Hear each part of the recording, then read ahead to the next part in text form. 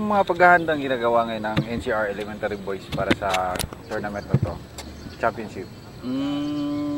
Paghahanda ngayon, kailangan ano lang kami, solid, tsaka united, and in one in achieving our goal na makuha yung palaro gold medal. Sa tingin niyo po ba, sir, nag-prepare po kayo for this palarong pambansa 2012 for this year or matagal na po niyong pinaghandaan to? We worked for 2 years. So, umpisa yung first year medyo tumagilid, pero God is granting in our dream na makarating ngayon dito. Sige, sir. So far, sir, kumusta naman po ang mga boys? Mababait naman po sila? Ay, nako, sobrang mabait. Sana nga kunin na sila ni Lord eh. Joke.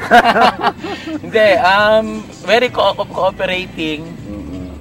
Yung disiplina ay ayos naman. Pero syempre, kailangan dagdagan pa nila para kung silang manalo, dagdagan pa nila ng todo-todo. Nakikinig naman po sila sa mga instructions during the game? Nakikinig talaga sila, sir. Kasi kung hindi sila makikinig, alam nila na matatalo sila. I see. Sige, sir, maraming salamat. Meron po ba kayong iparating na message sa mga fans niyo sa buong Metro Manila at buong Pilipinas?